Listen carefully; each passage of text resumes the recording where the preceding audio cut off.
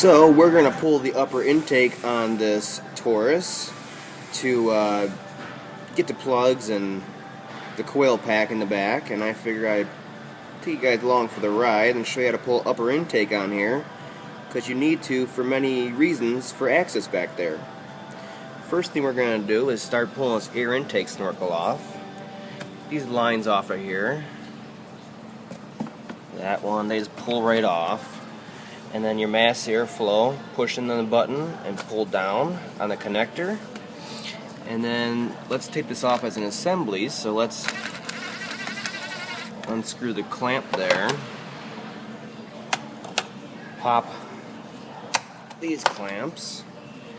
And then we can manhandle this off of here while releasing it from this side, and it comes off as an assembly. Next, we're going to pull a snow shield off the throttle linkage here. It's 2 push pins. Of course, I pulled it off beforehand. Make this video a little quicker than longer. And we're going to pull the EGR here. There's 4 10mm, there's 2 nuts and 2 bolts, both 10mm. Before you do that, pull off your vacuum line to it, set it to the side, and then we can get to those 4 bolts right there, and we can pull the EGR off and get it out of here. Alright, once those 2 bolts and 2 nuts come out, and they're off, we'll wiggle us off a little bit, put it to the side. This gasket, as you can see, should be changed. There's 2 of them, upon reassembly anyways. After the EGR is off, we're going to come to the passenger side of the intake here, and we are going to pull the electrical connector off for the EGR vacuum regulator. The 2 vacuum hoses, they're together, and then the other vacuum hose goes to the fuel pressure regulator right here. It's for reference only, but it is a vacuum line. Drape that vacuum line in the back there, get it out of our way. We come up here, release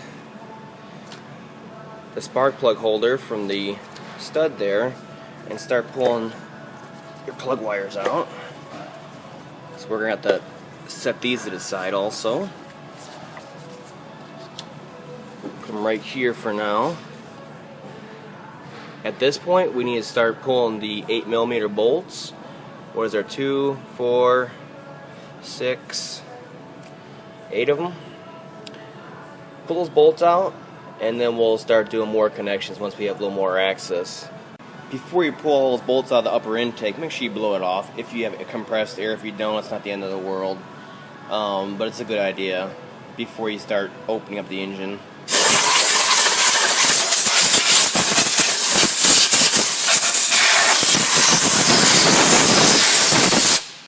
Pull all the bolts out, and we'll see that's loose now. These bolts are a capture design, so don't worry about it. Just make sure you got them all, they're fully loosened before we start trying to separate the intakes here. And then we can lift up like this and move it forward, and we can get access to the rest of the hose connections and electrical connectors much easier, and get this fully off and out of the way. Next, you're going to want to get these big old vacuum lines off here. This one's a PCV, separate it right here instead of down here or up here. I'm going to separate that.